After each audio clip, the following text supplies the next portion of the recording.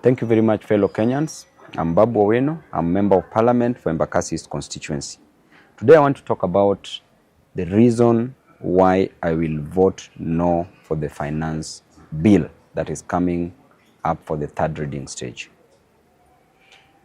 Number one, I would like to talk about economics and generally dissect this finance bill and whether it is good for Kenyans or not.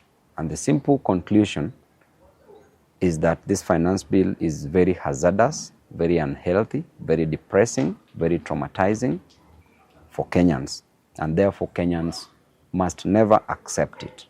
And basically I want to advise William Ruto, that if you must lie, then you must lie like a priest. How does a priest lie? There was a priest who was crossing a border, accompanied by another lady. This lady carried something that she ought to have declared at the border. Then the lady requested the priest that if the priest could carry what the lady had so that they could cross over, because the priest was a frequent or rather a regular traveler. So the lady took what she had, put in the priest's pocket. Upon reaching where they were supposed to declare whatever they had, the security officer asked the priest, "Bwana priest, what do you have to declare?" The priest said, "From my belt upwards, I have nothing to declare." Then the security officer asked the priest, "What about from your belt downwards?"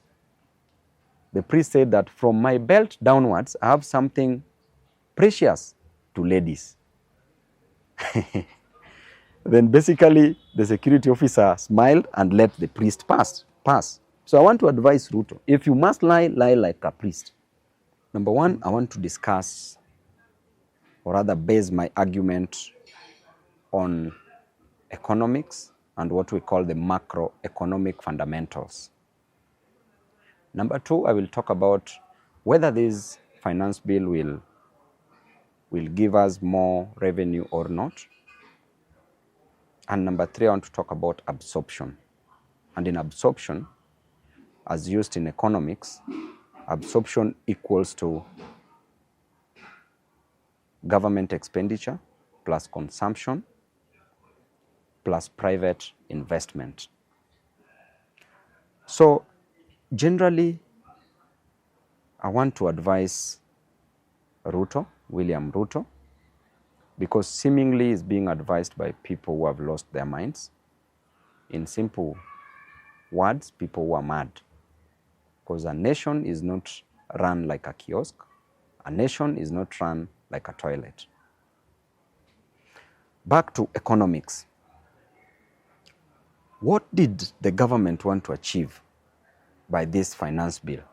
We find that by the introduction of many taxes, or rather increasing taxes, literally means that the government will not collect the required amount of money. Why?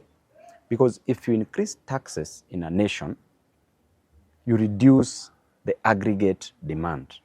If you reduce the aggregate demand, you reduce consumption of those goods and services. The moment you reduce the consumption of goods and services in a nation, then it means that people will not buy. People will look for alternatives. Kenya, as things are, we consume over 80% of imported goods, ranging from toothpick to eggs, to tissue papers, to motor vehicles, to clothing. Basically, we consume over 80% of imported goods. And I will come there after a few minutes when I talk about absorption and how Mexico managed to get out of, to constrain absorption. So if we talk about the issue of housing, the government has decided to tax employers and employees. They said that they reduced it to 1.5%. What does this have? What is the net result? What are the consequences of the introduction of the 1.5% tax on housing? Number one, the government should never concentrate on private goods. Private goods are goods like housing, construction of houses. They should just create an enabling environment for them, for people to build their own houses. First, houses, lack of houses is never a problem in Kenya. It is not one of the major challenges Kenyans are facing. Kenyans have different challenges ranging from unemployment to matter school fee to high cost of living and others.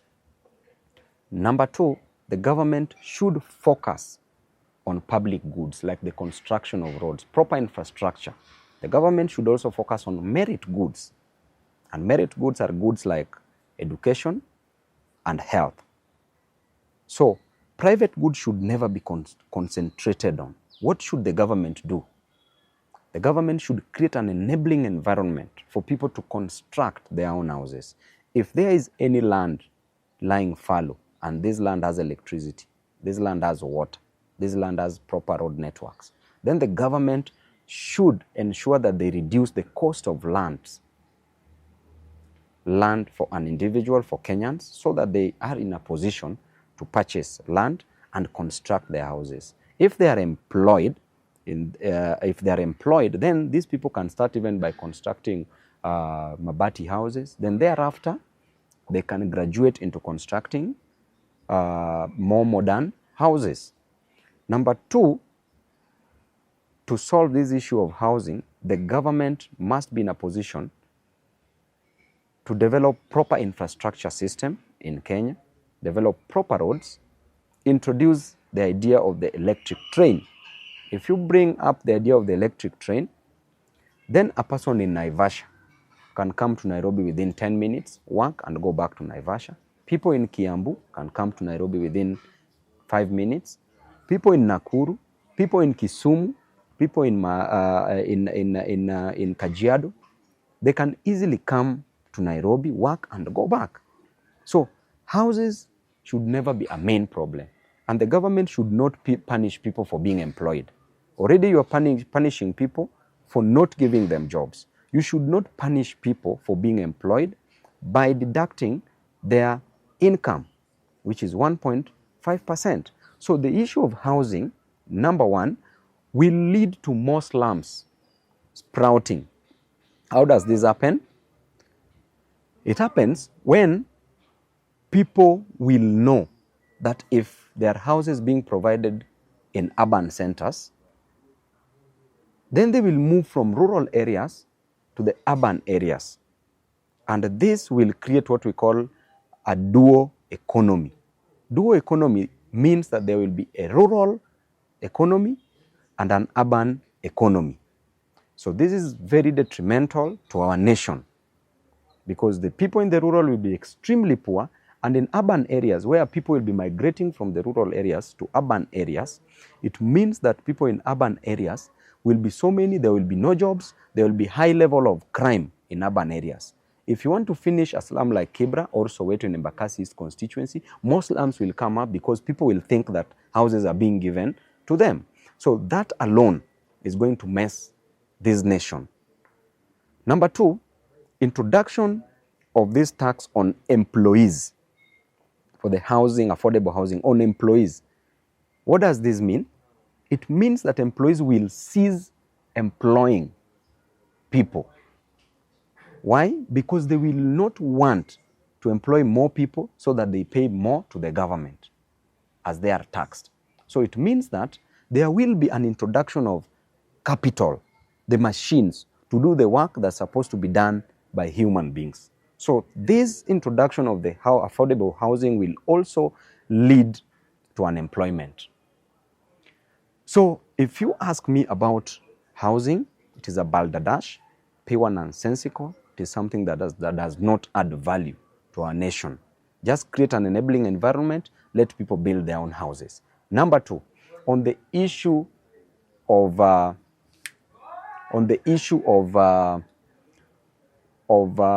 introduction of high taxes on fuel. What the government is doing is killing this nation. If you increase fuel, you literally increase the value of anything, any good and service that is supposed to be transported or exported from one area to the other. So what is the government doing? If you increase that, machines that are used in the farm are using fuel, therefore the cost of production will be high, the cost of manufacturing will be high. Agricultural produce, their cost will be high because they must be transported from one area to the other. The seedlings are transported from one area to the other. Even fertilizer is transported from one area to the other. Therefore, their cost will go up automatically. Therefore, you're even killing the agriculture industry, the production, or rather the manufacturing industry. You are killing all these industries. Now, what will happen? People will stop using their cars. People will start using alternative ways like walking to work. Some will start pulling their cars. Some will use bicycles, motorcycles. Some will use matatus. And that, you can see what that is going to cause to Kenyans. Therefore, the government should literally stop the idea of increasing tax on fuel because it will lead to high cost of living. Instead, as I said, that Kenya, we depend on 80% of imported goods. With these 80% of imported goods, our economy, every money that we get in our economy mostly will go to the foreign companies, will go to the foreign countries. There's a leakage and most of our money will be used in foreign countries. Our nation, we consume 80%, over 80% of foreign goods, as I said, ranging from toothpick to eggs to even chicken, to tissue papers, to clothes, to motor vehicles, so many things, over 80%. And with the consumption of that, what should the government do? If we are now concentrating on consuming so many foreign goods, therefore the government should introduce what we call the mercantilism, the mercantile system or mercantilism, which is a form of economic nationalism. The government should introduce that concept where we depend less on imported goods and we export more goods. We introduce manufacturing industries in our country to provide jobs, and mercantilism is the best way to provide jobs in our nation. We introduce that so that the goods that we export can earn us foreign income. Instead of Kenya as a nation, we say we want to depend on agriculture, but even what we produce from agriculture in itself does not sustain us. So the introduction of the tax on fuel, or rather the fuel levy, will really further bring the high cost of living to its optimum. Kenyans are going to suffer. What is this government doing which is so wrong? Because at some point, somebody can think that they want to reduce absorption, but that is not the case. In the reduction of absorption, and absorption equals to consumption plus government expenditure plus private investment. When there was a big problem in Mexico, where Mexicans, or rather Mexico as a country, could not pay its debt, it resolved into constraining absorption and conversion of the debts. So many American companies were set up in Mexico, they were doing businesses in Mexico, and the money was leaking back to America. So what did the Mexicans do? They lowered absorption. They constrained absorption. And the businessmen from America who were in Mexico had to move from Mexico back to their countries. And the money was no longer leaking. The money was being spent into the Mexico economy. In our country, what is happening? We are doing the opposite. we are encouraging the foreign investment in our country. For example, look at the Absa Bank. Absa Bank registered 46 billion profit in its first quarter. By the end of the year, they shall have registered 200 billion, approximately 200 billion Kenya shillings as a profit. On the other hand, the government has decided to reduce the corporate income tax, which we call the CIT, abbreviated as CIT, from 35% to 30%, meaning that the government is losing 5%. So if we take 5% of 200 billion Kenya shillings, we get 1 billion. So the government is losing 1 billion from the corporate income tax and wants to tax the normal Kenyan and recover that 1 billion from an ordinary Kenyan, which does not make sense at all. So the government's intention is not to constrain absorption, is to kill Kenyans.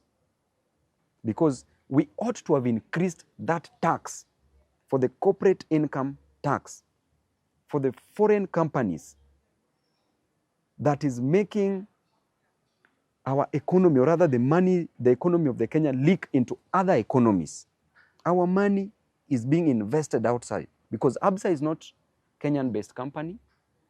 It is based in South Africa. Therefore, why are we giving all the money that Kenyans are making in Kenya to Absa and taking it back to South Africa? We should tax that heavily so that that money we can benefit from it. Because if we take a profit of 200 billion to South Africa, what are we remaining with here in Kenya? So because the government is not considerate and they are allowing a lot of nonsense, so basically this finance bill is going to destroy the lives of Kenyans. The finance bill, you're even financing Mama Mboga who are doing the chama system, the merry-go-rounds. And indeed, this bottom-up means taking money from the bottom, from the Mama Mbogas, from the hustlers, taking it up in form of a tax. And that up there, it is an automatic, there's an automatic result that the money will disappear. So if you look at economics, this idea of a finance bill has failed. And I can assure you that in the next financial year, Kenya is not going to collect a revenue more than 2 trillion. Why? Because if you increase tax, you reduce the aggregate demand, you reduce the consumption, therefore you cannot collect. As simple as that. So whoever is advising William Ruto, I think that person must have come from another planet, not from our planet. Thank you and God bless you.